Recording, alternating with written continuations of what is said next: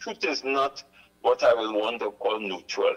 Truth is not something that you have to edit to reflect your thought process and how you want the general public to look at things. All right, and that has been the story in COVID-19 by this government. Having said that, the issue of going legal, we must support it, and we will continue to support the whole issue of COVID-19, given the adverse effects that I call it the jab. That was my word. And I was called, as you remember, by the Prime Minister then, a social media doctor. But what we were saying within the trade union movement, along with other like-minded persons, doctors, etc., is that you cannot force someone to take an injection for them to go to work or for them to work, and do not accept liability for forcing someone to take an injection. And I am hoping that with this court case, a lot of information going to come out in the public domain, where a lot of issues are going to be made clear, because a lot of issues have been swept under the carpet. And as you rightly say, as I speak in 2025, there are still many people who are affected by the injection that they were forced to take, either to keep their work or to go to work. All right, private companies mandated that they must take it without accepting any kind of liability. And as you rightly say, we see what will have happened to this young lady, which is rather unfortunate. And she was one of the persons who took the injection, as was part of the press conference that we were forced to have under the banner of the National Trade Union Center, because there was denial from the minister and from the chief medical officer and his team within the context of what was really happening and how people were being affected adversely by this injection. So I say hats off to the lawyers, and hats off to everybody who is part of this, of which NATUC is part of, because the truth must be told. Let me also say that there are other CARICOM countries that are looking on to see how this thing is going to unfold, because there are other areas among the CARICOM region that have the similar situations. The thing about it is that medical documentation submitted with the claim confirms that Alicia was in good health with no known illnesses or medical complaints prior to receiving the COVID-19 shot. Now that's very important for people to understand. So, you know, for those who wait and say, well, you know, there's no connection, there's nothing there to link the shot to what transpired, and of course, with the end result being her death. When this is now in the public domain, I mean, it's moving forward. What are some of the things that you're hearing? Because, you know, we're hearing people say now, the company, of course, that manufactured and made this vaccine that you're talking about is a global company. It doesn't want to admit to any wrongdoings, of course. It doesn't believe that its product is a liability. I mean, you're taking on quite a big task here. What do you expect the end results to be? First, let me say, when people who are standing up for justice stay silent, they are complicit in all the wrongs that is happening.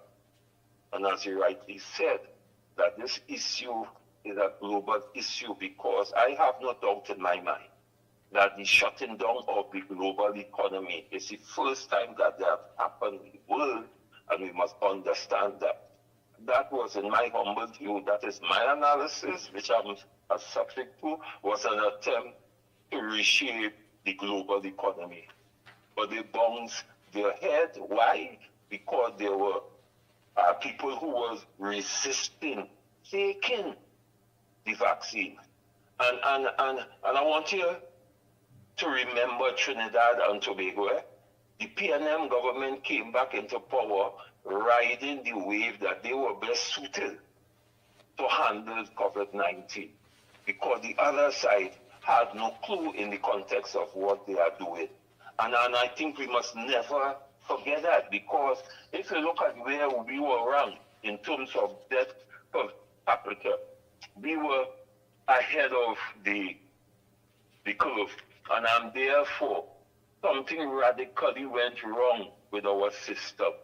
And I think it is absolutely necessary that that plays out in the courthouse, in the public court opinions, so that we must never make that kind of mistake again in Trinidad and Tobago. And I am hoping that we will have a medical bill of health that will protect the citizenry if and when you are forced or asked due to the health rules and regulations to take a vaccine.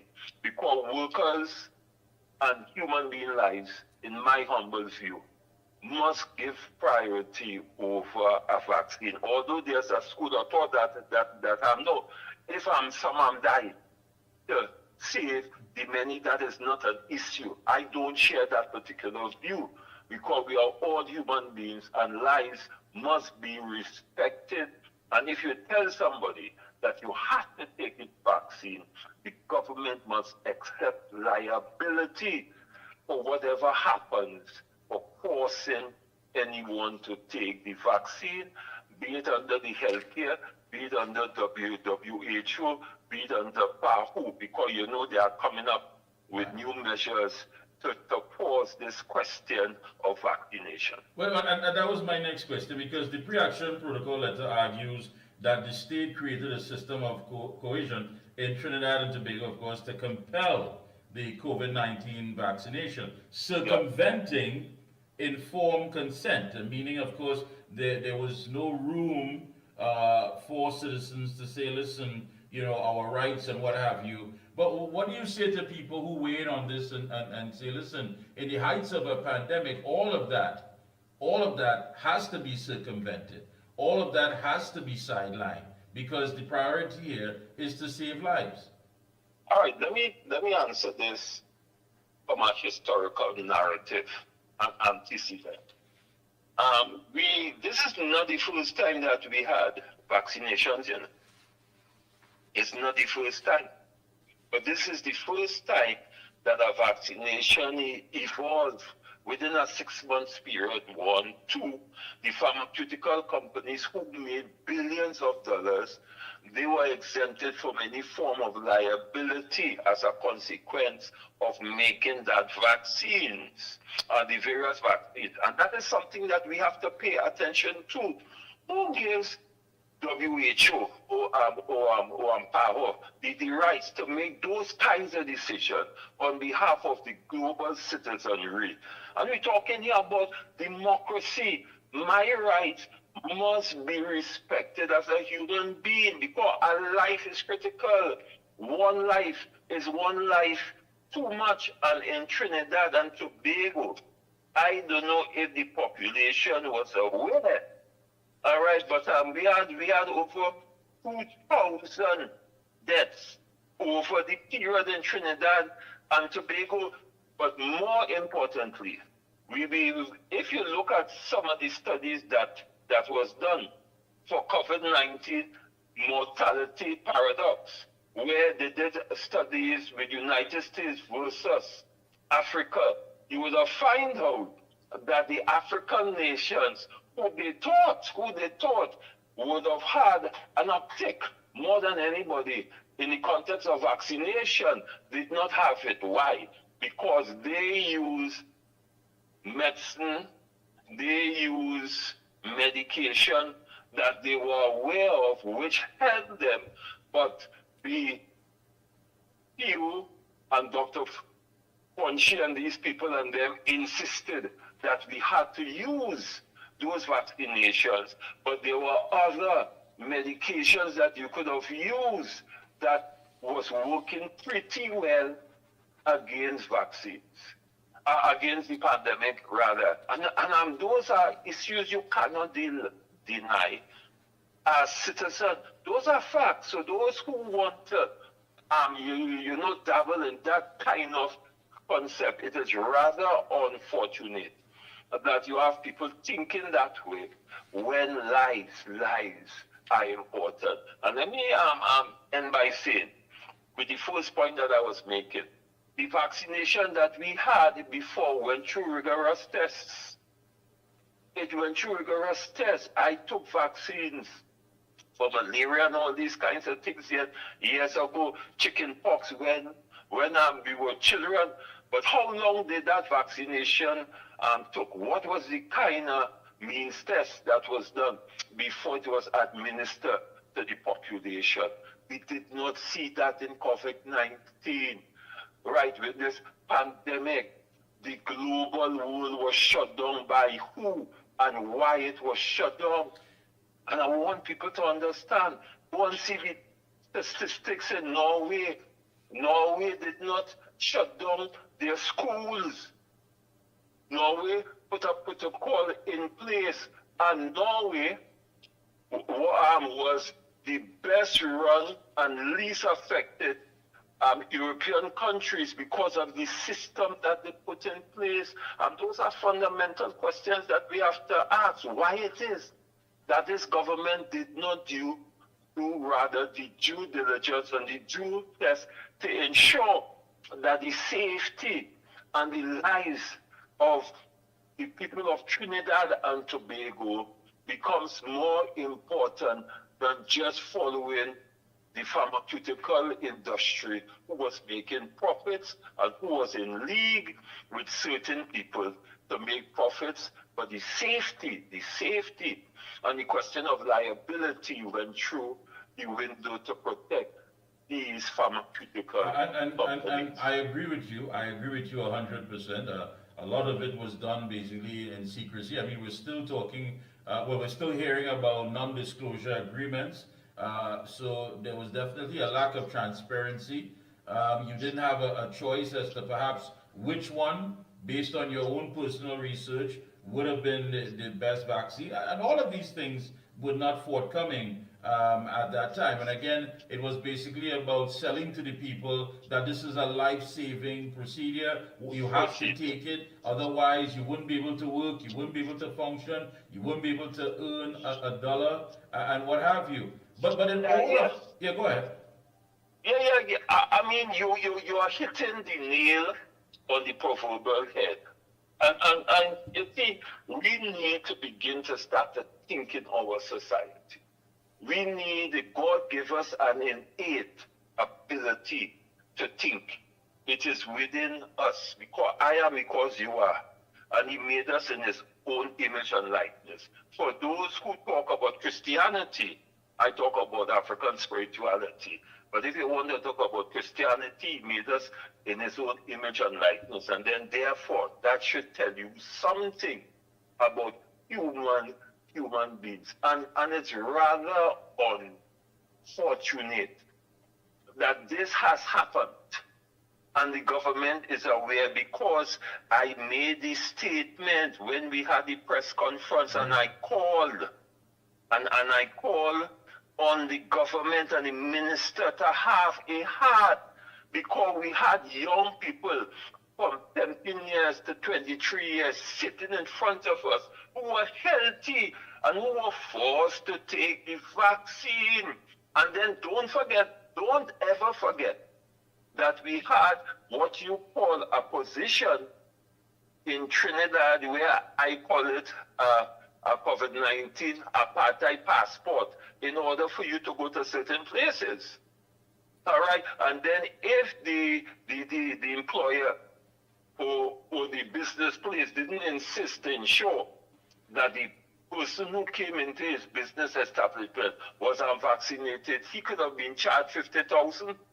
And I'm also the patriot, $5,000. This government passed that law, and everybody failed to forget that when that law was passed, it was the zonal law. All right? Okay? And you're right. And you know what happened? I agree with you. There was an immediate uptick in the question of the spread of COVID-19, and there Yeah. were questions that was being asked because they said, if you took the vaccination, you cannot spread COVID, which has been proven internationally by medical research. This is not Michael and Izette speaking, that was one of the biggest lies perpetrated against the population of Trinidad and Tobago, the wider Caribbean, because I will put on the Caribbean at none. Because we were following a narrative Right. coming from WHO, PAHO, and all these other institutions who were in league with big pharmaceutical And industries. I think, Mr. Andy said that's what we saw. We saw Big Pharma having quite a field day with this. Now you have, on the eve of an election, you have the opposition leader making it quite clear that once she gets into office, there will be a commission of inquiry into all that took place. And I think that's only fair because many people, you hear the stories, they dropped off their family members because we were told that we couldn't come in. We could only drop off those who, of course, were affected by the virus.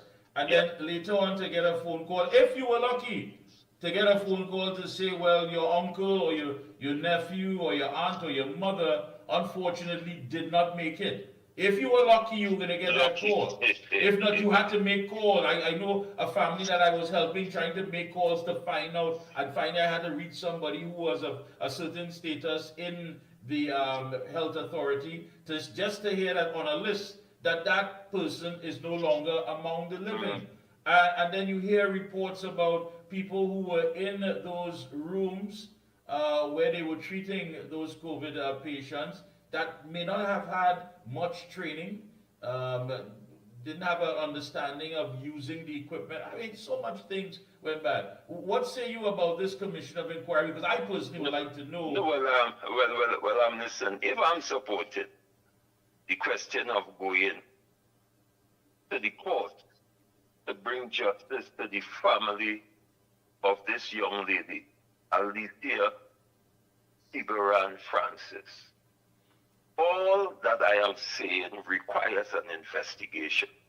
Because from a trade union working class perspective and from a truth perspective, right, one must understand what went wrong, where we went wrong, so that we would not make that mistake and perpetrate that lie of coercion without liability against the population of Trinidad and Tobago and the wider Caribbean region, and may I say globally. And just for the records, you can Google it. Trinidad and Tobago COVID death rate of approximately 2,876 deaths per million people is notably higher than the global average and places it amongst countries with elevated mortality rates.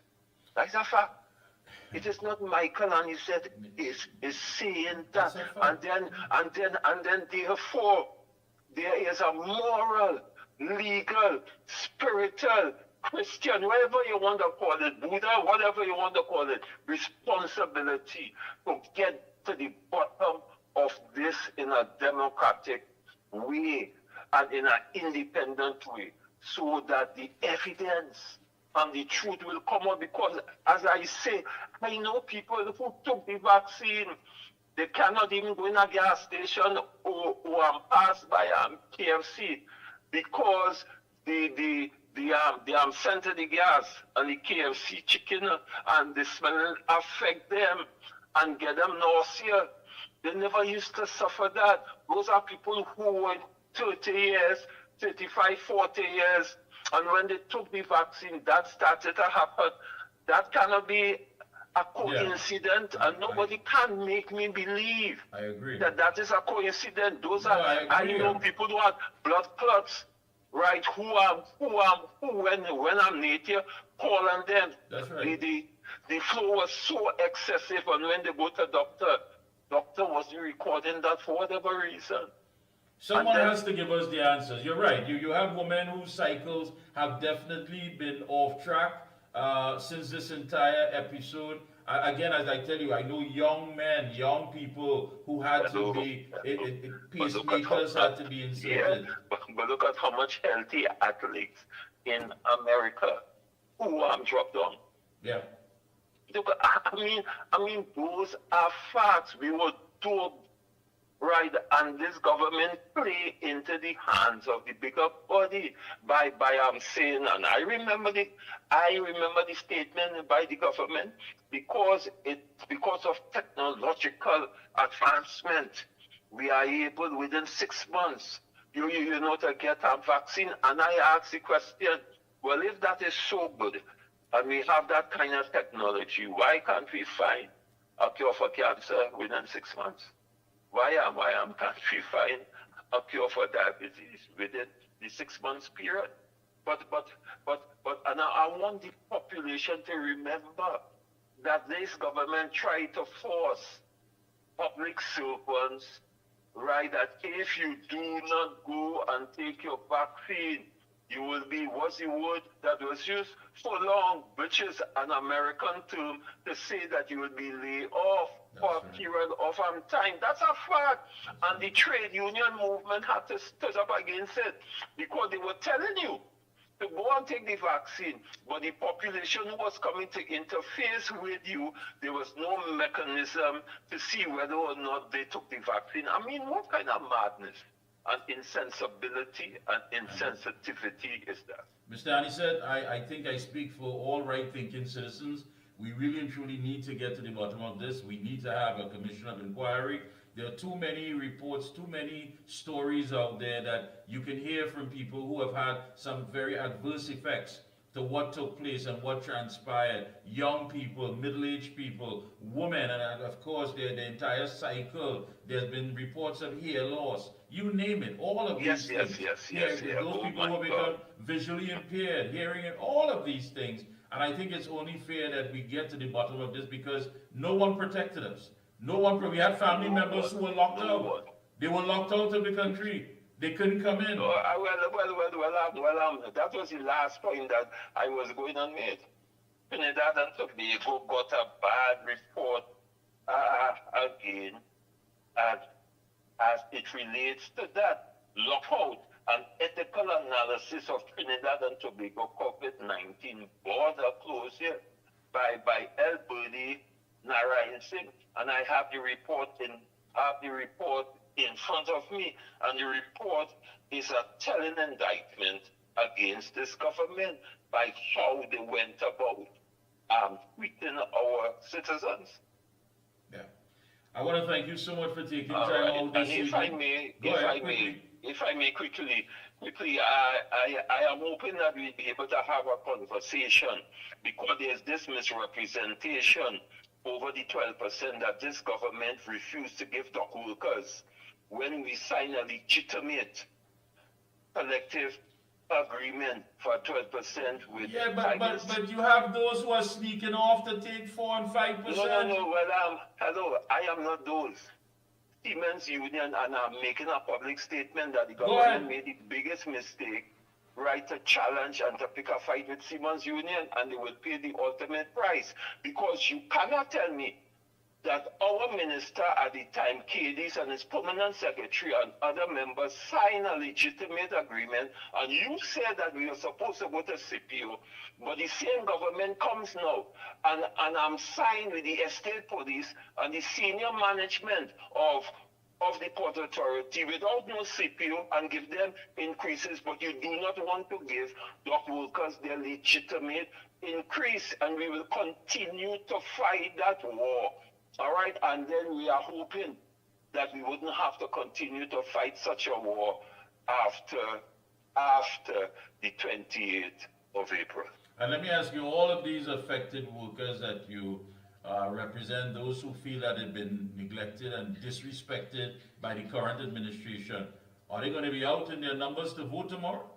Well, I hope that good sense will prevail, because the only way that truth is going to prevail, and honesty and dignity and respect, is when each individual stand up for what is right. Let me repeat it. That is the only way. You cannot hide. This has nothing to do with ethnicity, race, or political party for dock workers. This has to do with a deliberate attempt by this government to prevent our legitimate agreement for dock workers going back since 2015. But they run quick in an election period to even pay 50% of the back pay to the senior management staff because they say they want to do that before elections. I mean, and then you don't care about the workers who are the movers and the heartbeat of the operations in the port. Come on, you want to give us 002 when we negotiated at 12%? Come on. So I am making a call to dock workers and to all those who cherish the right to collective bargaining, because we didn't have collective bargaining. The agreements was executed in Parliament, which is a violation of the convention governing collective bargaining, which this government signed for. This proposals was made on political platforms. That is not negotiation. It's a violation of the tripartitism that this government signed to, and people must pay attention. And let me make it clear, when I'm given the opportunity, and I hope you invite me back, I will show them that there's a new economic model that speaks to job-led growth and wage-led growth. And those countries that follow that came out of the economic crisis faster than those who follow. And then finally, I want them, just let me make this point quickly. I want them to take a look at Dubai when they started to drill oil. I want them to take a look at Trinidad because we started in 1850 something, and then we started to do the drilling in 1917. Look at where Dubai is in terms of an economy and a country, right? As opposed to Trinidad and Tobago, who was drilling oil long before Dubai. Trinidad and Tobago, think. That is all I have to say. Thank you for this opportunity. I do appreciate it. Appreciate that. Yep. And they that was all right, and blessings again, and may our ancestors and the universal divine master guide us and protect us in all that. And all I'm asking is that when we finish, please start making the calls to all of those people, because you made it quite clear it's an insult with 0001 and all of that, when in fact it was agreed upon for 12%. Please ensure that they are all ready to head to the polls tomorrow.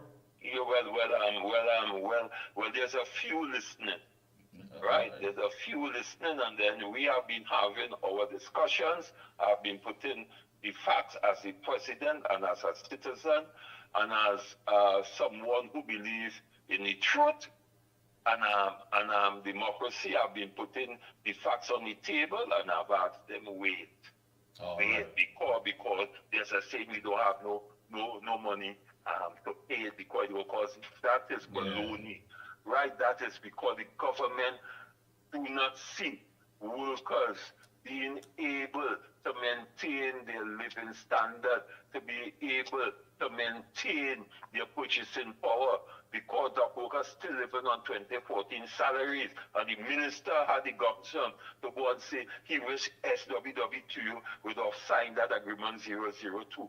And I made it clear to the government that we're not prepared to sign that, given the negotiations and the agreement that was signed between the Port Authority and Siemens Union, which is a legitimate agreement. They could say what they want, because my recognition and certification is with the Port Authority and not the CPO, and it was demonstrated when the estate police and the senior management went this week and signed an agreement not through the CPO. I will say no more on that point. Who have sense? And who have eyes, let them see, and who have ears, let them hear. Thank you so much again, Mr. Okay, brother. Keep up the good work. Yeah. Hey, take a short break. We'll be right back. Thank you. The Excel brand delivers quality service. I would recommend Omega Excel to everyone. Take care of yourself, take care of your health. It's Omega Excel. If Omega Excel works for me, it will work for you. Over a period of time, I started feeling stronger in my knee where I could add more pressure. For all top quality and affordable hardware supplies, no one beats Midland Hardware, located number 97 Eastern Main Road, Arouca. Midland stocks the #1 brands in hand tools, garden tools, water taps, power washers, generators, water pumps, kitchen and bathroom faucets, along with face basins and toilet sets, blocks, lumber, steel, sand, gravel and topsoil. Also check out Midland for steel windows and assorted designs of metal curtain rods. Everything for home and business projects. Payments via links, credit cards, online payments, or cash on delivery. WhatsApp 327-7761 or call 646-2144. Open every day from 8 a.m. From foundation to finish, it's all at Midland. When you say TNT's construction boss, then there's only one company, Lacroix Construction Services Limited, specializing in general construction, industrial maintenance, manpower resources, transportation and lifting, and equipment rental, excavators, bulldozers, dump trucks, lighting systems, and everything for your project. We have affordable prices. Call now 267-0000 or 431-0012. Lacroix Construction Services Limited, TNT's construction boss.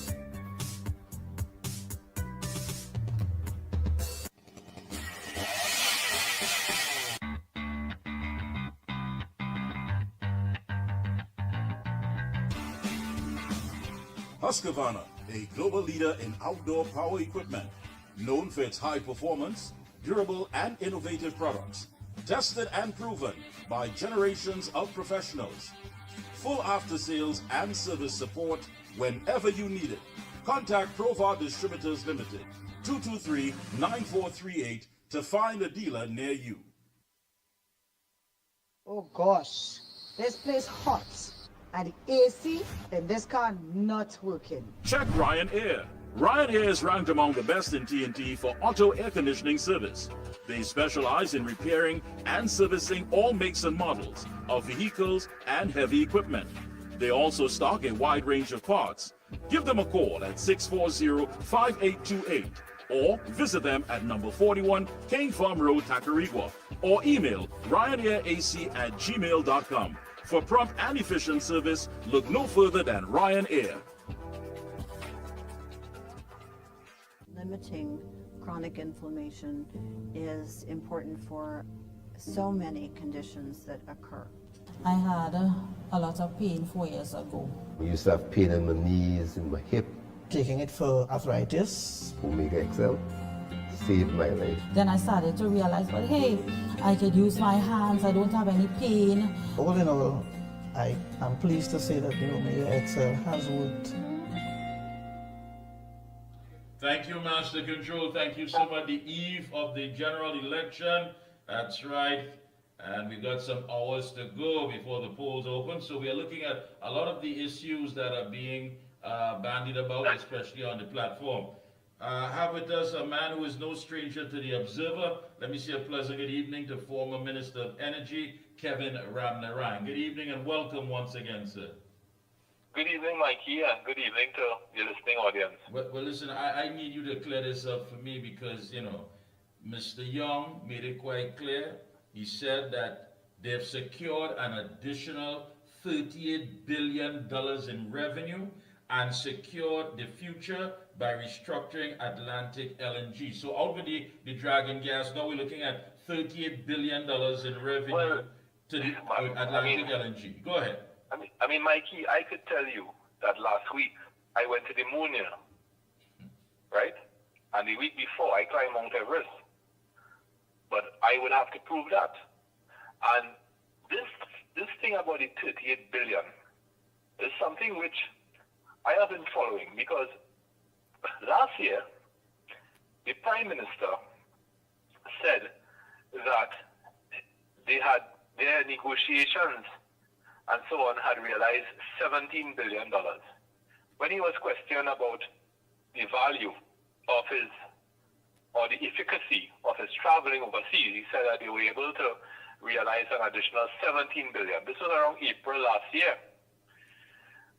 And Prime Minister then, I'm going to say Prime Minister Kamala Persad-Bissessar, former Prime Minister Kamala Persad-Bissessar, opposition leader, of course, she had said, okay, well, we need to see where is that money. Now, Mark had asked a question in the Senate, asking the Minister of Energy to account for that $17 billion. When did it come? Who did it come from? Where can we find it in the records? Because government revenue is something which is transparent and something which you're able to prove and so on. That $17 billion that they were boasting and beating their chest about last year suddenly became $38 billion in the campaign of 2025. I suspect that $38 billion will become $100 billion in 2030. And around 2035, it might become $200 billion. Right? The government cannot make a claim like that without provide not a shred of evidence to substantiate that claim. No evidence. But of course, it's good politics. When you look at the revenue from the energy sector for the last 10 years, it is very difficult to understand where that $38 billion resides. You see, we've had high revenues from energy in 2022 and 2023, but that is because of price. So is the government taking credit for the high prices as a result of the Russia-Ukraine war? I mean, the government really has to be taking people for fools. I mean, explain the $38 billion. What years did it come? Did it come in 2020, 2021? Did it come, $7 billion this year, $6 billion this year? Did it come from the upstream? Did it come from the downstream? Energy taxation has many different types of taxes, but no detail. So if I have zero detail, then the government might as well say that, they're able to jump to the top of the moon or something like that, right? Because there's no proof. So that was one of the constant noises that we heard from the PNM in the campaign, that Stuart Young was able to get this additional $38 billion. But I don't believe it unless I see the evidence. I would love to have an opportunity to scrutinize the books in detail in the Ministry of Finance and the Ministry of Energy, and we may get to the bottom of it. But I think that we got some extra revenue in 2022 and 2023 because prices were high. And the other thing, Mikey, is if it is that, we got this $38 billion that we didn't expect to get, well, for God's sake, pay public servants more than 4% now. And why do we still have a deficit? We had a deficit of $10 billion in 2024, fiscal 2024. Why, if we're collecting all this extra, this super amount of revenue because you are some superstar negotiator, why do we still have a foreign exchange crisis? Because energy companies pay their taxes and royalties in US dollars. Right. So I should have seen the foreign reserves go up significantly, because 38 billion Trinidad and Tobago dollars, right, is about 5.5 billion US dollars. So how is that not reflected in the foreign reserves? And the foreign reserves numbers keep going down. So to me, I have seen no evidence of the existence of that $38 billion, apart from the fact that we had high prices in 2022 and 2023 that caused energy revenues to be high.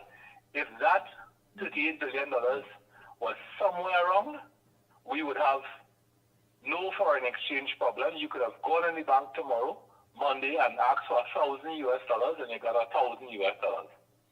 Yeah, well, tomorrow one you would go in think the so. bank and you will get $200 US.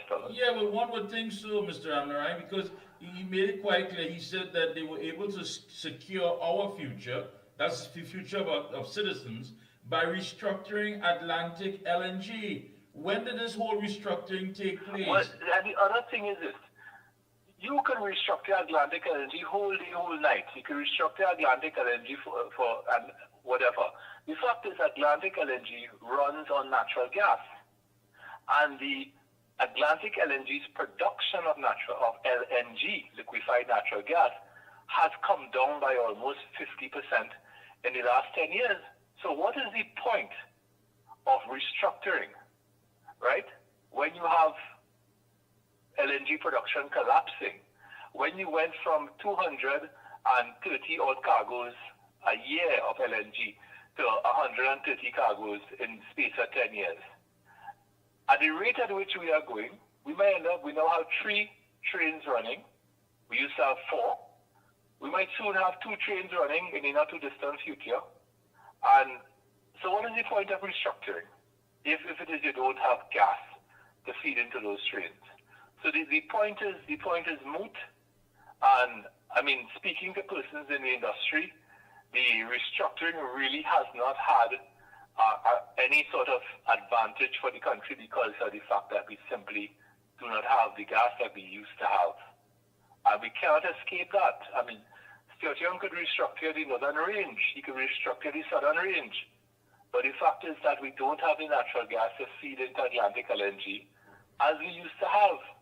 And the root cause of this country's problems is the fact that natural gas production is down 34% and oil production is down 35% under this government. But yet they go on the platform and they say that they secure the future. Of course, they have to say that. And they have investments line. We always have the energy sector didn't start investing in Trinidad in September 2015, you know.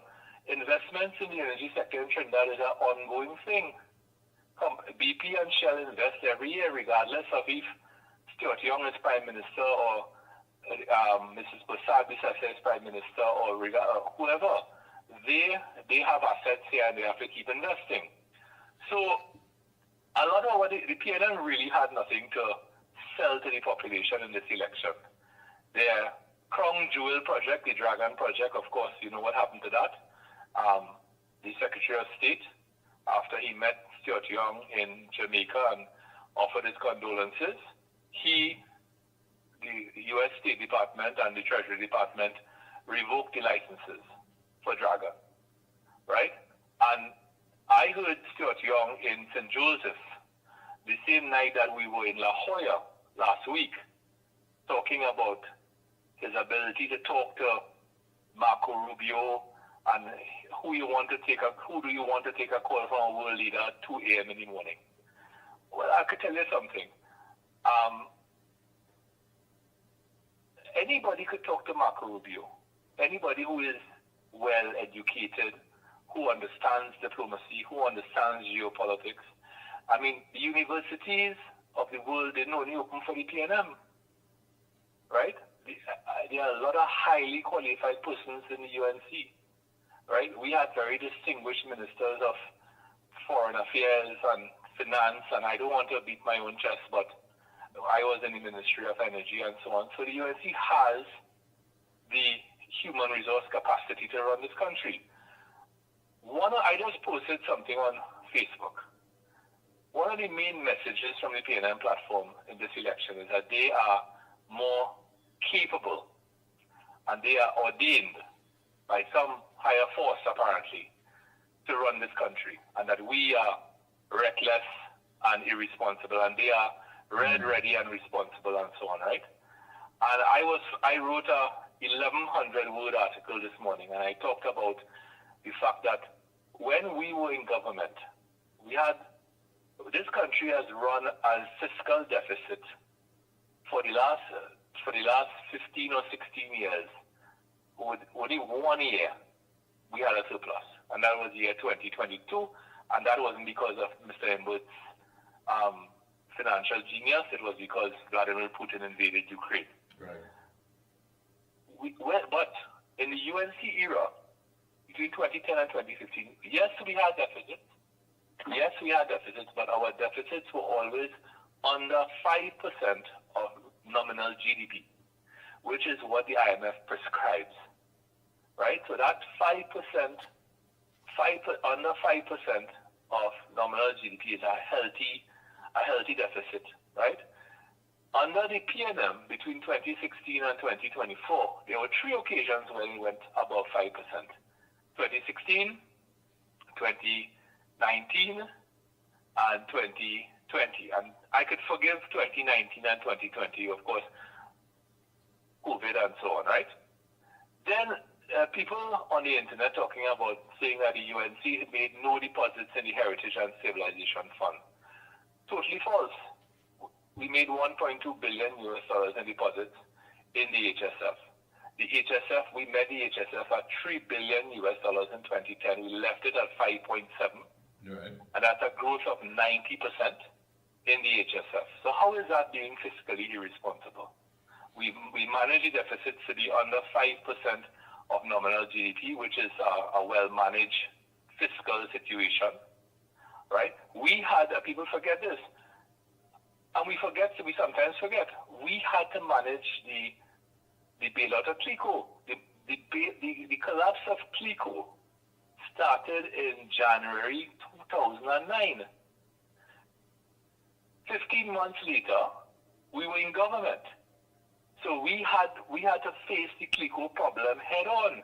Between 2010, Mrs. Prasad Bissasa's government, led by her, of course, and with her guidance, we had to manage the CLICO bailout between 2010 and 2015. And of course, that required, billions of dollars to be put into CLICO to save the country from what is called systemic risk, right? Because you had lots of people who had invested in CLICO, who had, annuities and so on in CLICO. There was something called the executive flexible annuity. And we had to grapple with that, and the UNC was able to stabilize CLICO. And today CLICO is paying back the government what it owes the government, and it's once again a stable, profit-making insurance company. So we had to deal with that. So this whole thing about UNC can't run the economy and the UNC reckless and irresponsible and so on, there's a lot of lies and myths. Well, yeah, let's call it what it really is. It's a bunch of lies. No, it's a bunch of lies. He said that, right? Hold on. He said this entire restructuring has never happened anywhere in the world. What he's telling us. How we know that? Well, that's what I spoke to people in the LNG industry globally, right? And they say, well, how he know that? Did he check? There's an LNG industry predating our LNG industry in Malaysia and Indonesia, and how does he know that has never happened anywhere else in the world? And at the end of the day, regardless of that boast, right? Because Mr. Manning knew a lot about oil and gas, but Mr. Manning was never boastful. He was never critical of the UNC between 95 and 2000. But we hear so many boasts that you would swear these people had 30, 40 years experience in the oil and gas industry prior to 2015, right? But here we are with our industry, which is struggling. We have so many plants have closed in Point Lisa. We have Atlantic Train 1 was one of the black marks on the legacy of the Rowley administration. We have the two remaining trains operating at 60% or under. Right. And the country is really struggling because the energy sector is struggling. As a result, the economy has contracted by 17% in the last 9 years. We've had the energy sector at the heart of that contraction itself contracted 31%. So when they come and they tell the population, vote for us because we are better suited, we are so savvy and sophisticated, and the UNC and they are primitive people and so on. That is all a myth. Because we've done it before. We had, as I said, when we ran this country between 2010 and 2015, you would agree with me, the economy was stable, the economy was growing. We attained, under Mrs. Prasad Bisasa, we had obtained our highest ever GDP in the year 2014. We were able to bail out CLICO and stabilize CLICO. We had low inflation. Food prices were not running away between 2010 and 2015. Our industrial base from Point Lisa to Point Fortin did not fall apart. Everything was operating when I left office. Right? And the country, we had investor confidence in the country. The private sector, the local private sector was confident in the country. They could have spoken to ministers. Ministers would give them an audience and listen to what they had to say. Right? We were working on debottlenecking the ease of doing business and the requirements for all these licenses and approvals and so on. So the country has reached a point tomorrow's election, and we need a fresh wind to blow through this country. And I think I want to tell you, the private sector is very much waiting for that fresh wind, because, I mean, they know that the UNC government from 95 to 2001 was very supportive of and facilitative of private sector expansion. The UNC government of 2010 to 2015, Mrs. Prasad-Bissessar, was very facilitative of private sector investment and expansion, and we will be again. And to get this country going, to get this country to wake up and begin to move again, we have to get our local private sector excited about Trinidad and Tobago. Currently, they're excited, but they're not excited about Trinidad and Tobago. Yeah, you're right. They're excited about Guyana. They're excited about Suriname. They're excited about Barbados. And they're excited about the United States. So we have to get them excited let me ask you something here before we wrap up. He also said that he secured on our behalf $56.5 billion of foreign direct investment in the energy sector alone. And he told the audience, do not listen to the lies coming from the other side when they said that nothing was done by the PNM. $56.5 billion. Well, as I said, $56.5 billion. Let's say that is 9 billion US dollars. On average, the energy sector in Trinidad, on an average year, spends about 1.5 billion US dollars in this economy. So that is really par for the course. I mean, I could go back to 2015 and look at all the projects that I left, all the deep water drilling that I left on the table. I mean, I could look at the Mitsubishi project in Labrador, that was $1 billion US dollars. I could look at the value of the deep water drilling program, which we left on the desk of the Ministry of Energy, Minister of Energy in 2015, and we could come up with probably a bigger figure than that. And the point is that investment in the energy sector by multinationals is enormous. So what he is boasting about there is nothing spectacular. Companies always invest because they have to keep drilling to get oil and gas coming out of the ground. The government has very little to sell to the country. In this election, the PNM, I would say, has very little to sell to the country. So they had to come up with all these things, 38 billion that came, we don't know where that comes from, if it really exists. I mean, I would be happy if they could show us some evidence as to where I could find that in what is called the draft estimates of revenue, or also known as yellow books, right? And the investment that is coming in the energy sector, I mean, again, I hope the government is not counting the egg in the fowl belly, as they did with the dragon egg, right? As they did with dragon, which, I mean, we hope it happens. Yeah. Right? One day, but given the current geopolitical climate in the world and in the hemisphere, it may not happen anytime soon. Yeah. Right? So that is where we are. They really had very little to tell the country, apart from the fact that, in their opinion, they are better suited to run the country. And I can tell you that Mrs. Prasad-Bissessar has done it before. 2010 to 2015, we had, I would say we had excellent people running the country 2010 to 2015. Trinidad and Tobago has very bright people. And many of these bright people, will be called on to help run the country. I don't want to speak on behalf of the incoming Prime Minister, but I know that she will be able to find these people and to help run the state boards. They are critical state boards. There are some state boards that are more significant to the country than ministries. You have to put your best and your brightest there. You know, I could think about the NGC. I could think about TSTT. You know, I could think about UDCOT. I could think about HTC and so on. But this country has bright and highly qualified people who are not necessarily PNN. So the PNN doesn't have a monopoly on brain power, intellect, and talent in Trinidad and Tobago. And we've demonstrated that in 95 to 2001, and we demonstrated that again in 2010 to 2015, and we'll do it again. All right. Right? So I look forward to tomorrow's election. I will be voting very early in the morning, Mikey. Right? I plan to go at 6 a.m. and vote in the morning, and I want to thank you, Mickie K, for everything you did in this election season.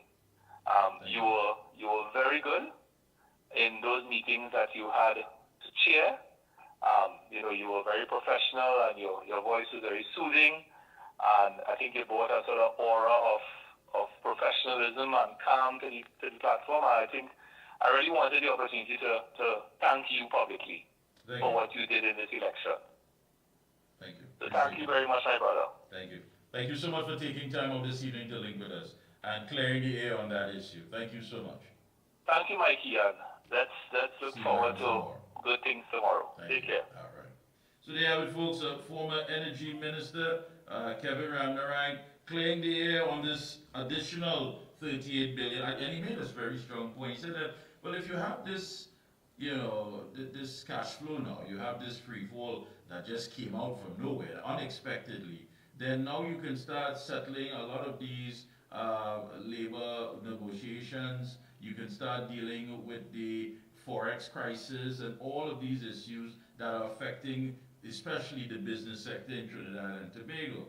But that hasn't started. There's just conversation and just wishful thinking on behalf of the government that these things will come. So $38 billion, and I'm sure the first thing that came to your mind was, that's what's going on in the energy sector, although Petrotrin has been shut down, and we simply have not been functioning well, and here it is, we hitched our economic future to Dragon Gas, and that in itself has fallen flat. So again, what is being said on these campaign trails, what is being said on these platforms, on the eve of the election, we're looking at it, we are going to try to dissect a lot of things that have been said and what's taking place. We're going to take a short break, come right back. We'll be speaking to political analyst, Dr. Indira Rampersad, right here on The Observer when we come back. The Excel brand delivers quality service. I would recommend Omega Excel to everyone. Take care of yourself, take care of your health with Omega Excel. If Omega Excel works for me, it will work for you. Over a period of time, I started feeling stronger in my knee where I could add more pressure. Oh gosh, this place hot. And the AC in this car not working. Check Ryan Air. Ryan Air is ranked among the best in TNT for auto air conditioning service. They specialize in repairing and servicing all makes and models of vehicles and heavy equipment. They also stock a wide range of parts. Give them a call at 640-5828 or visit them at number 41 King Farm Road, Tacarigua, or email ryanairac@gmail.com. For prompt and efficient service, look no further than Ryan Air. For all top quality and affordable hardware supplies, no one beats Midland Hardware, located number 97 Eastern Main Road, Aruca. Midland stocks the #1 brands in hand tools, garden tools, water tanks, power washers, generators, water pumps, kitchen and bathroom faucets, along with face basins and toilet sets, blocks, lumber, steel, sand, gravel, and topsoil. Also check out Midland for steel windows and assorted designs of metal curtain rods. Everything for home and business projects. Payments via links, credit cards, online payments, or cash on delivery. WhatsApp 327-7761 or call 646-2144. Open every day from 8 a.m. From foundation to finish, it's all at Midland.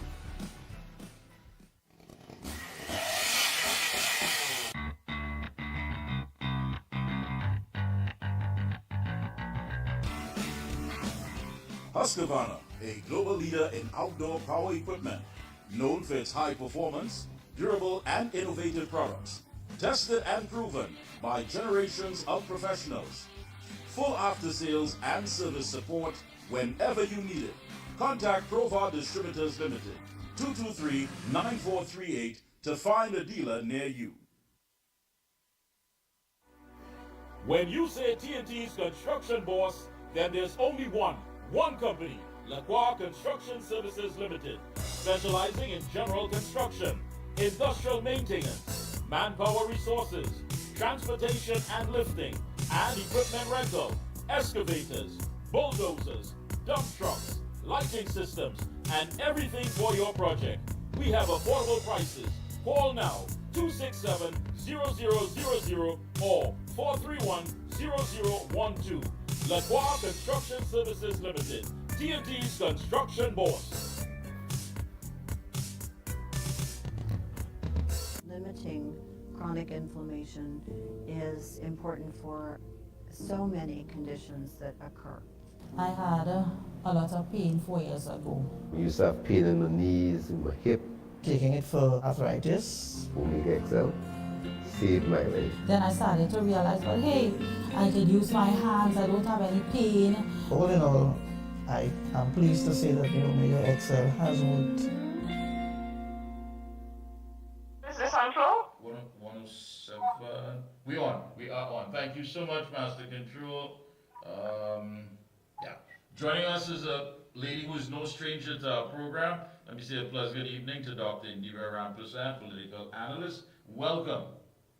Hi, good evening, Mickie K. How are you? Well, I'm a lot better hearing your voice, I tell you that. It's always good to have you on to give us that insightful perspective of, what are we looking at and what's going to unfold. And I'm sure everyone on the eve of this election really and truly wants to know how things are expected to turn out tomorrow. But I won't put you in that hot seat, not as yet. Perhaps tomorrow evening I'll give you a call, or maybe Tuesday. But what I would want to ask you is that we just had former Energy Minister Kevin Ramnarine on, and we discussed about this $38 billion additional in revenue that was announced yesterday by Prime Minister Stuart Young. And of course, Mr. Ramnarine said that he doesn't understand where this figure is coming from. Even if the restructuring of Atlantic LNG, the resources are still not there. And if there is this windfall of money, perhaps then they can start looking at the Forex crisis and, of course, dealing with a lot of the union, that is taking place, union deliberations that are taking place. But that's not happening, wage negotiations. So on the platform, a lot is being said. What can we read from this? Did you say $38 billion? $38 billion in revenue, according to Mr. Young. Secure the future by restructuring Atlantic LNG. He said that this has never happened anywhere in the world. Now that's the part that gets me a bit scared. It has never happened before in the world. We heard that years ago with the World Gas to Liquid project, when we know for a fact that it was sold, that it's something that has a track record, a proven track record, but it has never happened before in the world. So we're hearing that again. And according to Mr. Ramnarine, how does he know it has never happened before in the world? Compounded with the fact that we were told that they secured on behalf of the citizens $56.5 billion of foreign direct investment in the energy sector alone. Mr. Ramnarine said, well, there's always people waiting to invest in the energy sector. And if you're talking about secure, then you need to tell us what projects go hand in hand with this $56.5 billion. So he was able to debunk that and say, listen, it just doesn't add up. Just lost your voice. Oh, sorry. He was able to debunk that and say, listen, these figures just simply do not add up. Okay, so this is my take on it, Mickie K. We are in what you would call a silly season. And you would hear, are you hearing me? Loud and clear. And you would hear a lot of silly things. So this might be beyond the silly. This is incredulous. You see, when you're making promises, when you're desperate times call for desperate measures. when you're desperate, when you didn't perform efficiently and effectively in 10 years, when the crime reach out, to such a level, when a prime minister demits, in the eve of a general election, as prime minister, but remains as political leader and appears in a platform, when an old cabinet remains there for the most part, a few new candidates are selected, but the same Minister of National Security has been appointed as Prime Minister, and the same Minister of National Security is actually proposing a bold new chapter. Implicit in that new chapter suggests that there was an old chapter, which certainly didn't work. So there's an admission there, and a tacit admission that it didn't work. So then you have to come with some kind of lofty promises to convince the population or persuade the electorate to vote for you. And it would take, I think, it would take a certain psyche of an electorate to believe those lofty promises, which, are so incredulous, and more so that if all of this income was possible, this revenue was possible, if it was possible to explore this, since he became prime minister in 5 weeks or less, and you were able to get all these $1 billion for the country, and you were in that cabinet, why couldn't you have advised your cabinet and head of cabinet, who was a former prime minister at the time, to explore these options so that the citizens wouldn't suffer the hardship and endure the pain that they have in the last 10 years? Why now? Are these just election promises? And I started off by saying it is a silly season, and we hear a lot of silly things. So I think this is certainly and I want to one of agree. them. I want to agree with you. I mean, one would have thought that on the platform we would be hearing from the incumbent. I mean, a track record that has, would be highlighted by so much that they have done, they have implemented, where they can actually point to the average citizen and say that we were able to elevate your life from this to that. But we're talking about a backdrop where the economists is saying, listen, the middle class has been wiped out. Job opportunities are very scarce. Young people are graduating from universities with a lot of degrees and all eager to have the experience, but there are no jobs available. Has that not been focused into this equation, or is it all about seeing how best they can sell us false hope rather than dealing with the raw reality? And it also suggests that they take the electorate, they don't believe that the electorate are independent thinkers or that they're thinkers at all, that to some extent they take them for fools, So the other thing that they're doing, it's a very negative and defensive campaign. They basically behaving as though the UNC was in power for the last 10 years. And sometimes they're going back to 2010 to 2015 to attack the UNC when they were in power. They held the reins to the coffers, to control of the treasury. They were in charge. So to campaign as though the opposition was in power, again, I am wondering about the psyche of the population that they think they're hoping to reach. So what I can conclude about this, if I may just make a statement here, is that they're still speaking to the flock. They're speaking to the diehard PNM, or we would say PNM till I then. Who would buy it all? Who would probably swallow it all. But because they're desperate to secure the base, and in politics, and in life generally, if you don't have a solid foundation or a solid base, then the whole pyramid collapses. Yeah. So that is what I think they're really scared of, that the base themselves will defect. I have to tell you that I was at the rally yesterday, both rallies. I went to, as a political scientist, to check out the PNM rally and the UNC rally. PNM when I went first, and about 5:30 p.m. I noticed a lot of people were leaving, and they were hopping in maxi taxis and going their way, more likely home. And this was early, and I was wondering why. And what I noticed, though, that it was a homogeneous, ethnically homogeneous crowd there. It's predominantly Afro-Trinidadian, South Afro-Trinidadian descent, and this is by no means a racist comment on my part. This is an observation. And when I went a little later on to the UNC campaign, there was broad, diversity, ethnic diversity crowd. That crowd was extremely diverse. I've never seen such a diverse crowd in a UNC meeting. So that's an interesting dynamic that would play off. So PNM, I think, has been trying to consolidate that group, reach that group, but that group may not be enough to win a general election because, as we know, you have to reach the others, you have to reach non-voters, you have to reach floating voters, and you have to reach, mixed voters of all ethnic descent to be able to win those marginal constituencies in particular. Because I do think they more than likely will hold on to their safe seats, both parties, but those marginal constituencies is where the election will turn. Yeah, now, my takeaway from this, I want you to weigh in on this, of course, is the tone of the opposition leader's speech yesterday. Let's take away all the fireworks and all the flags and all that, made up that audience, the excitement and what have you.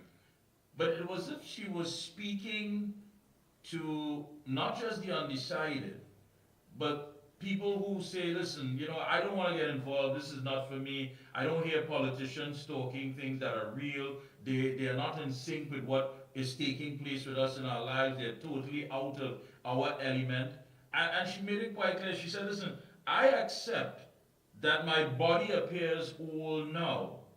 It looks small and frail. But inside this body is the mind and heart of a mother that is filled with love. A mother to all of you. Was I perfect? No, I wasn't. And I humbly say sorry to my loyal rank and file UNC membership for that. I did make mistakes. You usually don't hear this. You'll hear a lot of talk, you'll hear pecan, you'll hear all that. But to talk directly, as if looking into the mirror and saying, listen, I am not perfect by far. I am not perfect. I'm small. I look frail. Perhaps you question that. Perhaps you have this, these things reserved in your psyche as if whether or not I have what it takes to do the job. But I'm telling you now, yes, I recognize this, but I also have the expertise, the know-how, the will, the commitment, the dedication to get the job done when it comes to serving you. Now, is this something that is new? I mean, we usually don't hear it. What say you? And this is a masterful stroke. This is a masterful stroke to the ordinary person, to the middle class person, to the rich, to the poor, to the non-voter, to the floating voter. This is who I am. So I think it was a message that was coming from the heart. She could have added, though, that despite my frail body, my brain is working well, and we could have seen that just from the speech. And I believe she wrote that speech herself because it was coming, it was coming from her heart. So she was making this appeal to the population that no matter what, and she also used the term love several times, Mickie K, in that speech, which she uses in the platform and those town hall meetings often. But she keep reminding the population that she's always loved them. So she is making an emotional appeal to them to make a sensible decision, because no matter what, we're all humans, we make mistakes, but she's basically tried her best. I think that is what she was saying. She's basically tried her best, even if she's not perfect. Yeah. And she goes on, of course, to say, yes, my body has aged from the years of battering, bruising, humiliation, ridicule, abuse, and insults. She said, I've been called the worst thing anyone can be called. I've been called jammet, drunk, dog, and every nasty word in between. She said, however, she acknowledged that despite the harshness of the political battlefield, she has never become bitter. That says something, meaning that she has never lost focus. Because on one hand, you heard yesterday that Dr. Rowley said, listen, Mr. Young is the better man because he looks better. His appearance is better. You know, youthful and you know, wild-spirited. But on the other hand, you hear leaders saying, listen, yeah, I've you know, Father Time has taken some lashes at me. I've taken some hits. I've taken some bumps and some bruises, but I'm still standing tall. I mean, to actually come out and say those words that you have been described, and you know, you've seen yourself, your loved ones, your family, they would have been hurt by it, but you didn't reject it. You simply said, listen, after all is said and done, I still remain who I am. I'm not bitter. There are two dimensions to this that I want to discuss. Dr. Rowley is talking about Mr. Young looking better, but how is Dr. Rowley looking as a political leader standing in that platform there? As a political leader, okay, and as a prime minister who just had to resign, probably was forced to resign. So how is he looking? Believe 75 years old or more, and standing there and talking about looks. Is politics about looks? So that's one question we want to ask. Is the politics really about how the leader looks? And the second point I want to make is that, and you mentioned it, is that I think she has kept, that this is Kamala Persad-Bissessar, has kept remarkably focused throughout her political career. She's been through numerous internal elections where her own position as political leader of the UNC was challenged by stalwarts in her own party. Some of them are still there, some of them left. Several times she's had to face the fire of dissenters, or dissidents as we call them. And from what we saw yesterday in that crowd, Mickie K, I think that crowd was 2 to 3 times bigger than that of the PNM, because I also think the Arangways Savannah is bigger than that of Belly Heart, the ground itself. The PNM had a large crowd, but I think the UNC one was massive. And to command that kind of crowd in the wake of everything that has happened in the last few years, since 2015, throughout COVID, and particularly in the last few months, I think that is a phenomenal achievement in itself, no matter what the results are. I think the UNC fought a very, very, positive, vibrant, and energetic battle, a very professional campaign. You know, I was just looking at how they were dressed yesterday in this sort of uniform, very, very, formal, professional look. And I look at the stage, and the stage was just amazing, that stage. And I told myself, not only are the finances coming forward to support the UNC financially, but that they have developed a level of professionalism which has added to the momentum that they have achieved in this election campaign. Now, we don't know the outcome of all of this. I always say crowds don't win elections, because we still have tomorrow and the election day machinery to deal with and to analyze and to see how the parties are able to bring out their ground voters. But I really think that it was an amazing campaign in the wake of all that she's faced and all the negativities that's come her way in the recent and not so recent past. Yeah, I want to agree with you there, definitely. But time is not, time is up on us, but I'll give you a few minutes, closing comments. Go right ahead. So it's been an interesting campaign with some unprecedented dynamics, with now a prime minister who is not a political leader. I think that is confusing the population, and particularly the PNM supporters to some extent. Today I am hearing the rhetoric of change, that many want change. I think we would need to see what happened in some of the seats, apart from apart from Tunapuna, San Fernando West, Moruga we want to look at because that's a narrow victory there. I think the UNC will retain Chaguanas East, Pointe-a-Pierre, which is now Claxton Bay, and I think the UNC can also rest St. Joseph. And you asked me not to predict too much, but I do think that there was a very well organized campaign in St. Joseph by Mr. Devish Mirage. So I think the PNM, with the burden of incumbency and poor performance in the last 10 years, I think that they have the work cut out for them. Not that the UNC can sit in its laurels and expect, that it's just going to be an automatic victory. I think they work the ground as well, but the election day machinery for both parties will be very, very important. I agree with you. It boils down to that at this moment. I mean, all that was needed to take care of has been taken care of.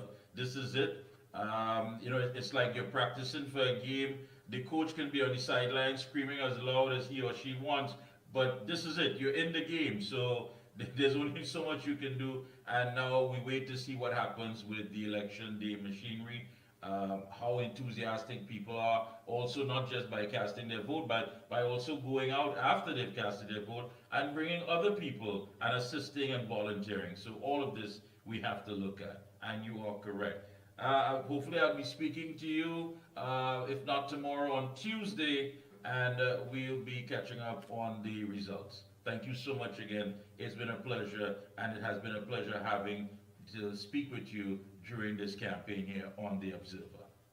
Thank you so much, Mickie K. It was my pleasure as well. Thank you. So there you have it, folks. Political scientist, Dr. Indira Ramprasad, weighing on the issue. Yesterday was such a personal speech done by the opposition leader, and I do agree, of course, reaching out to those, not just, I don't know if people are still sitting on the fence at this point in time. I think their minds are made up. But anyhow, folks, don't forget, our bodies are under stress, from environmental toxins to work stress to poor food choices and low nutrients in the food we eat. Our bodies are under a lot of stress, and all of these can lead to high inflammation levels. Excessive inflammation can lead to a large number of health problems that cause pain and damage to the body. What do? You pick up your bottle of Omega XL. It has 3 fatty acids to help the body reduce inflammation. So get your bottle of Omega 3 today. It is on the market, best supplement on the market today. I have an open letter. I'm going to read some stuff before I open the lines because I want to hear from you on the outside, and we'll be touching base with someone. Hopefully they're on the road still, so give us an idea as we wrap up. This is an open letter to the Commonwealth Observers. I'll read some of it for you in between. There says, as a citizen who believes in democracy and inshallah, who will be voting in the upcoming elections carded for the April 28, 2025 in the Republic of Trinidad and Tobago, I am observing the response of the EBC to queries and concerns raised by the opposition UNC party and its representatives, which leaves me quite unsettled. Firstly, let me say that I was taken aback by the response of Mrs. Narcissus Scope to the concerns and queries raised by Ms. Wendy Lewis on April 15th. Mrs. Narcissus Scope must certainly recognize that she's not acting on behalf of herself or any singular body, but is acting on behalf of the people of this country. Her dismissive tone was extremely poor, to say the least.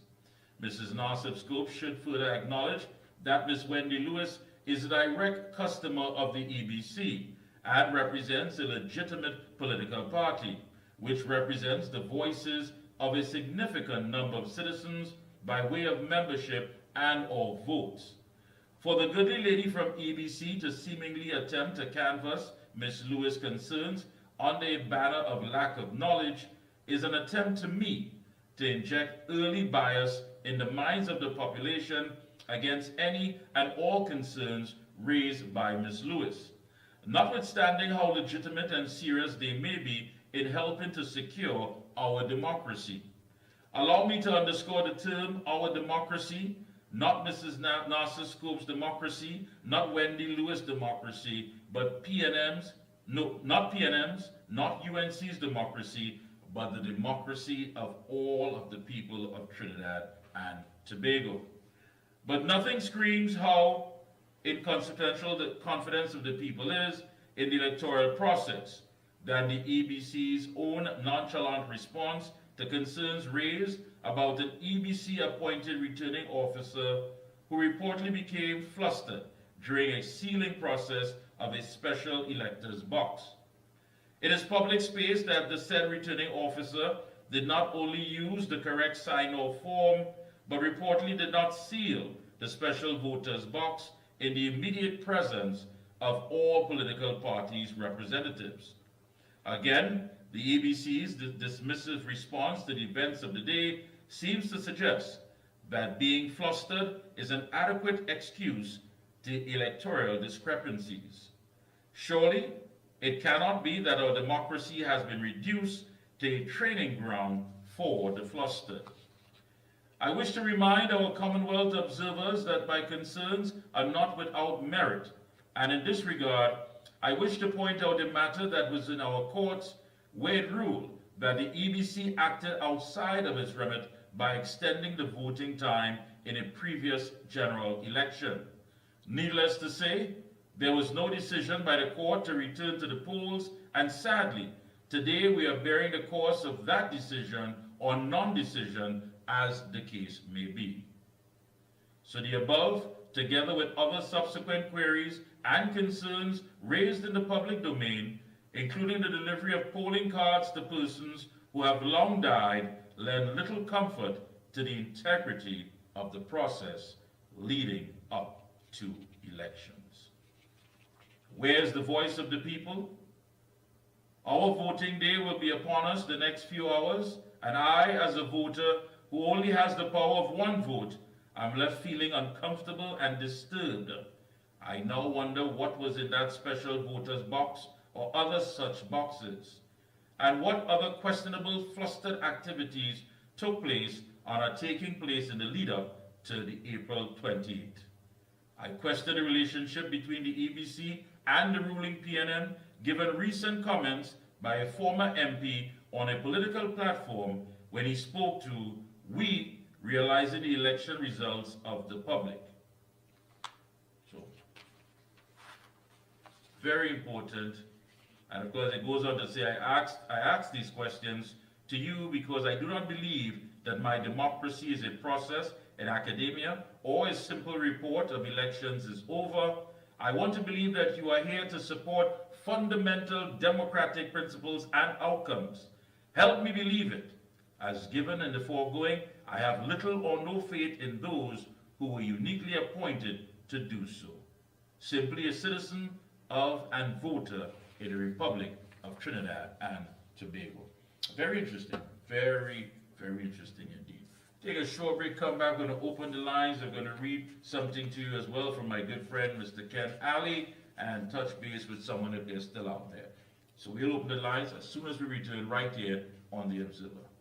The Excel brand delivers quality service. I would recommend Omega Excel to everyone. Take care of yourself, take care of your health with Omega Excel. If Omega Excel works for me, it will work for you. Over a period of time, I started feeling stronger in my knee where I could add more pressure. Oh gosh, this place hot.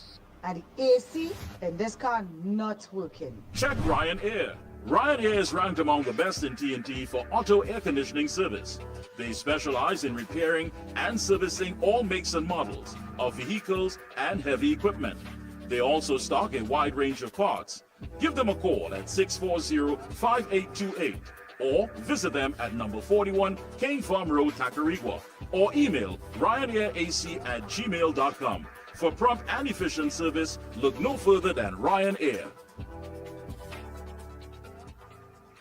For all top quality and affordable hardware supplies, no one beats Midland Hardware, located number 97 Eastern Main Road, Arouca. Midland stocks the #1 brands in hand tools, garden tools, water tanks, power washers, generators, water pumps, kitchen and bathroom faucets, along with face basins and toilet sets.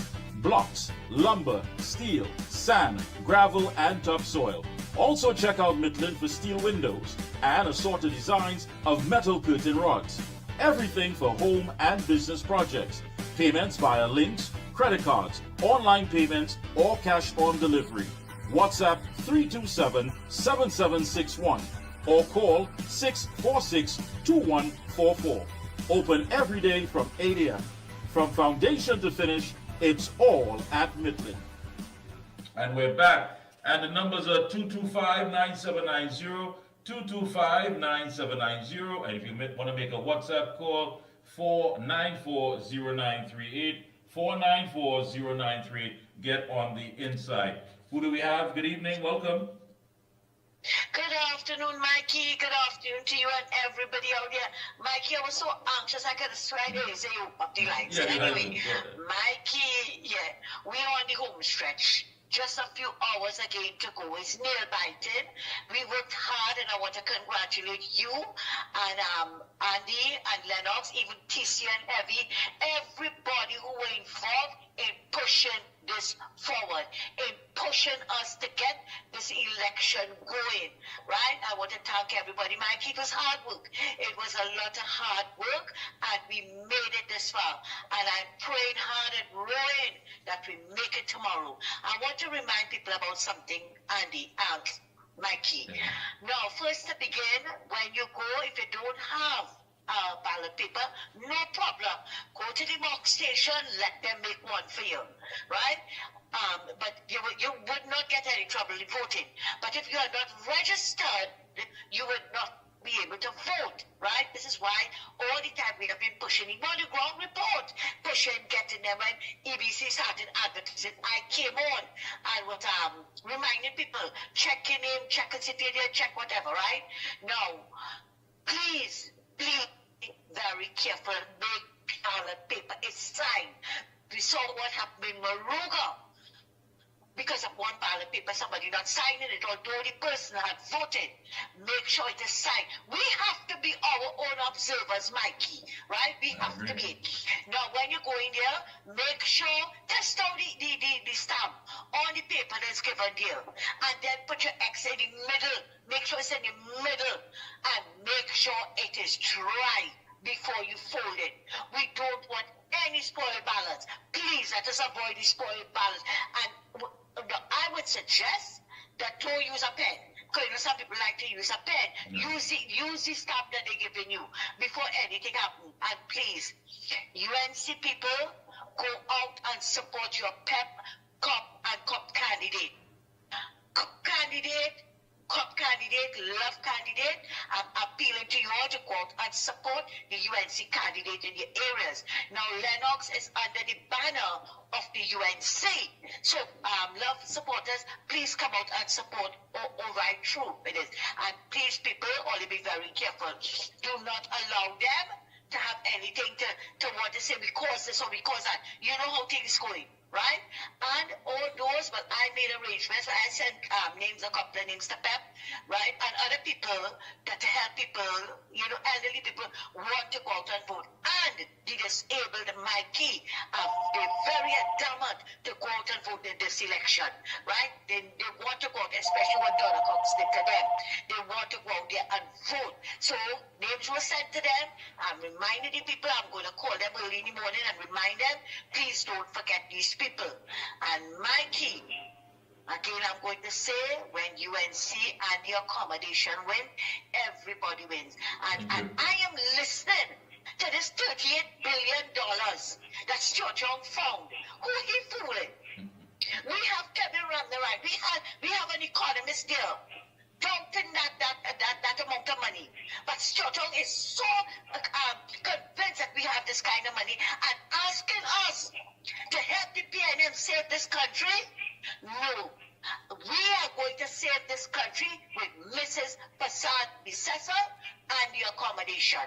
Thanks a lot, Mikey. Thank you. And have a good night. Take care. Yeah. Next caller, you've been holding on. Good evening. Welcome. Hey, good evening, Mikey. To the full here, brother. Good evening. Good evening. Great program, and all these people that you interviewed.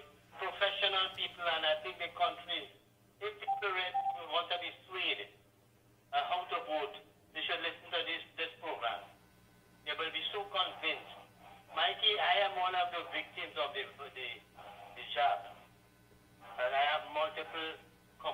condition in terms of my health. Mm. Serious thing, Mikey, that I couldn't imagine the rally because I was just the possibility that something could have happened to me in terms of my health, and I could have been hospitalized and whatnot, so because I have to be very concerned with my respiratory breathing and other ailments that arose from the vaccine. Right. So, Mikey, to update, you see, this woman, Dr. Mariam Abdul Richard, that is Patricia's daughter-in-law. Remember, she was promoted to head of NITCO, I think it is? Yeah? I believe so, yes. Yeah, right. Right. So this is the reward that they get. And then this next Parashram was put to head some committee, to represent Trinidad on international forum where health and things is concerned, apart from the national awards that they get and all that. So it just goes to show you, and in fact with NITCO, there's a lot of conspiracy with respect to the procurement and what have you and what not, Mikey. But these people, they don't care, they have no shame, they will just accept whatever reward and whatever position is bestowed onto them. But Mikey, I want to come to the position with Mr. Kevin Ramarai. When we talk about that $38 billion and then $56 billion thing, what we're seeing here is a repeat of a similar situation where the almost $3 billion cannot be accounted for by the Auditor General. And then you have the Minister of Finance now, Dan Paul, saying that, there's no money missing and what have you. But there is no information, no details, nothing is provided to verify whether the money was missing or not. Understand? And here it is now. We have a similar situation where Stuart Young is saying that this money that they received as a consequence of the oil and gas thing and whatnot cannot be accounted for because we have not seen any proof or what have you. Sure. Understand this, Mikey? Sure. Yeah. So therefore it leaves to wonder where this is. I think this is fraud. These people is misbehaving in public office. You're lying to the population. It is fraud. And they ought to be investigated. But I want to tell people one thing. With the jab, with the vaccine, Mikey, there was a lot of millions of dollars was given to this country, this government, and in the desperation for money, they forced people to take the vaccine. But they were so thirsty for money that millions of dollars from other WHO and other sources, and they were glad for that. And they forced this vaccine upon the people. And today I am glad that Michael and Saturday, the Cement and Waterfall Workers Union, NATO, will be taking up this matter. And that when Kamala Prasad and the new government form, we have to investigate everything. Mikey, these fellas can't just get away, They have to make jail because they have defrauded this country of billions of dollars, money that cannot be accounted for. And they continue to lie to the population, even at the last day on the eve of election. Mike, have a good day, brother. Thank you so much. Yes, the lines are open. 225-9790, 225-9790, or if you want to make a WhatsApp call, 494-0938. Master Joe, we do have some advisories for tomorrow. This was sent out by a friend of mine, and if you can put some up so we can share with the public, especially young people who are going out for the first time. Questions prior to voting. If you have any questions prior to voting, or if you wish to give a report on any issues you may have seen or experienced, just visit your mock station. Your mock station will be located not too far away. If you don't know where the mock station is located, just ask. Protect our democracy. Let me take this call. Hello, good evening. Good evening. Yes, go ahead. You say that you have to keep the fire burning until you leave those to them so that the party has the election machinery all set and ready to go. You must put an end to this negativity for the last 9 years of the witnesses. I cannot for the life of me understand why they feel one so that people could run this country only.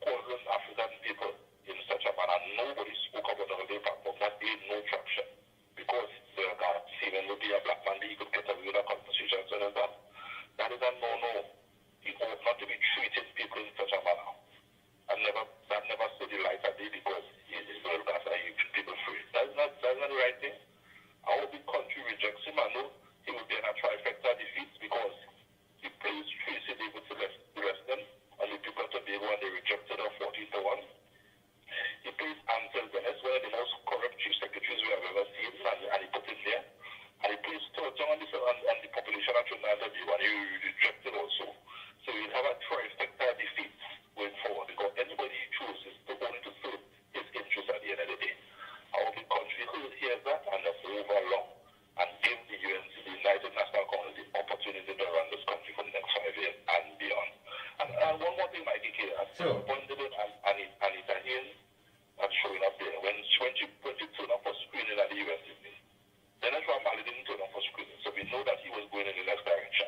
But Anita Haynes turned up for screening, and she went there. I don't know what's the reason for that. It shows a bit of naivety on her part. And I'm real sure to that at the end of the day. You could say something on that. I don't know about no more information more than that. I am disappointed. So am I. Thank you so much. You're so correct. So correct. Thank you so much. Yeah.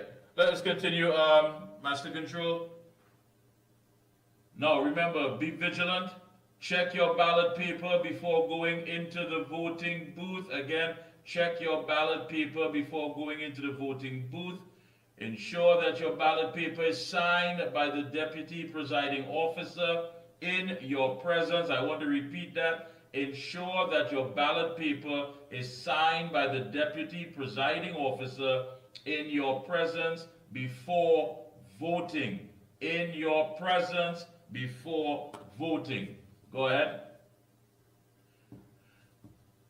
Putting your X on the ballot paper next to your candidate. When you enter the voting booth, you can either 1, stamp your ballot paper, or 2, use a pen to place your X. If you use the stamp, ensure that the ink has dried before folding the paper. Blow on the ink if needed. Again, ensure that the ink has dried before folding the paper. Blow on the ink if needed. If you use the pen, you must place an X. Only an X. Only an X. Go ahead. Be confident. If you are unsure about who your candidate is, look for one of the symbols that are shown here on your ballot paper and place your X next to it. We're looking at the UNC, COP, or PEP. If you still feel the need to confirm, visit the mock station not too far from the station where you will be voting. Again, be confident. If you are unsure about who your candidate is, look for one of the symbols shown here on your ballot paper and place your X next to it. Yes, Master Control. Thank you so much. And those are some tips, of course, that we wanted to share with you, clear some things up to make sure that you have full clarity going tomorrow when you go to vote. Also, yesterday was definitely a big day, Master Control. Give me something that, the political leader would have said in the UNC. This election is about your right to live safely. This election is about your dreams. Live your dreams boldly. For you and your families to thrive freely in this land, this blessed land, Trinbago, we call home. For 10 years, you have carried the heavy burden of a PNM government that told you to survive on less, but they raised their own salaries. It was a government that wants to cut your pensions, but increase their own. This was a government that has treated your struggles like an irritation, because when you spoke about your problems, they said you are bad talking them. And while they dance, they sweep, they joke and mock you. They mock your pains.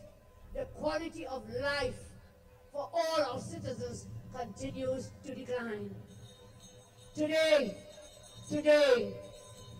a family is grieving another family today because 3 sisters were victims of a home invasion yesterday, where 2 of the sisters were raped and the other beaten. These sisters, 25, 21, 19, terrorized, beaten, raped, robbed inside their own home. 3 young women were mentally, emotionally, and physically tortured in their own home for hours. Maybe some of you don't care because it's not your wife, it's not your sister, it's not your daughter, not your niece. But today, I tell you, the rain is falling on that family's house. But tomorrow, if the PNM remains in office, that rain will fall on your house. So we have to come out on Monday and vote them out. Come out on Monday and vote them out. Thank you, Master Control. Come out tomorrow and vote them out. I want to read you something from my friend Ken Ali, veteran journalist. Headline, Suffering Makes Us One. Black Stalin sang, Suffering Makes Us One. This general election campaign is arguably the first in modern Trinidad and Tobago to be heavily influenced by urgent class issues and not swayed by ethnic glory. Yes, various political platforms advocated working class causes through the years. With varying degrees of success, there were Arthur Andrew Cipriani almost 100 years ago, the Workers' and Farmers' Party in 1966, and United Labour Front in 1976. But the pressing issues of 2025 have created a new pain, leading to unity and hope among the working masses. Attending several political rallies and speaking to a wide cross-section of people confirmed that, indeed, suffering makes us one. I witnessed solidarity and outrage over the sharp and steady decline in the quality of life of common people, both on platforms and in mass crowds. There was anguish over the poor getting poorer, while the slim minority takes in billion-dollar corporate profits. Small operators bemoan that biased allocation of foreign exchange, along with oppressive banking conditions, put thousands out of business. The masses lamented widespread job losses, middle-class ruin, wage freezes, an increase in contract employment, and of course, an unbearable cost of living. Some noted the government's appeal to the industrial court for injunctions to block worker protests. That threw my mind to the removal of the industrial court president after 1% employers groused about pro-worker verdicts. The current leaders made it worse with their doublespeak on WASA job losses, along with secret privatization of the city port and insistence on divesting Petrotrin to a scandal-ridden multinational. Labourman Ansel Roger summed it up as an obscene display of arrogance.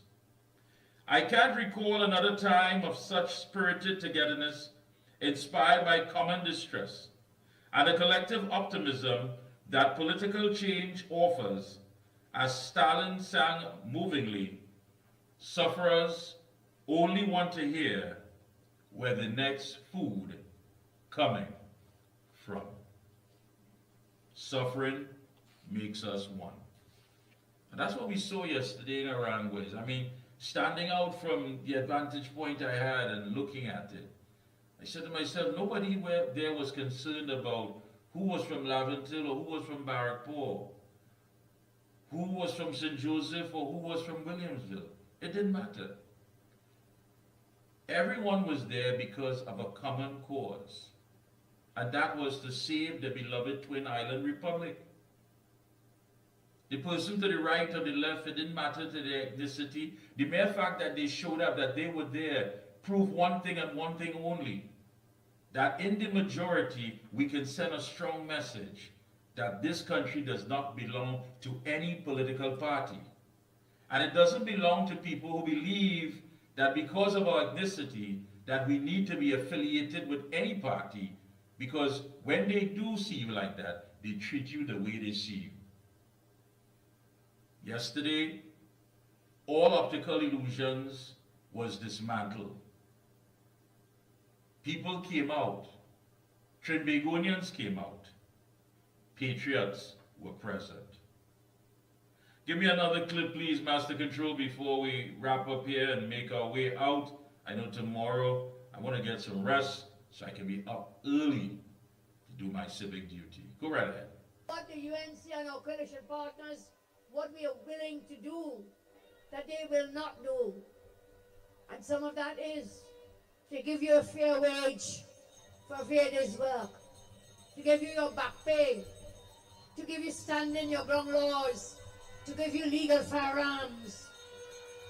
Consider all the people-centered policies and projects the UNC did for you in just 5 years, and what the PNM could have done for you in 10 years, but they never did. Consider the comparisons in the backgrounds, in the experiences, in the abilities, in the personalities of your candidate of choice. And the clear decision is that united coalition of interests, the UNC and I, are best suited to take care of you and your family. Folks, that brings us to the end of our program. It's been a pleasure as always.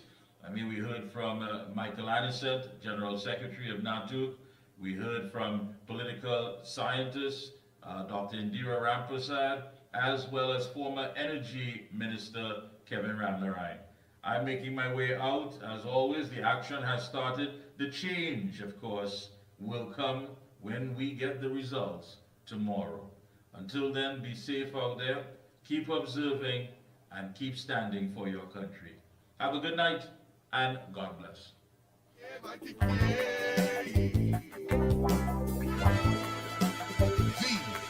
Observer. Mickie K, Mickie K, Mickie K, Mickie K. The Observer.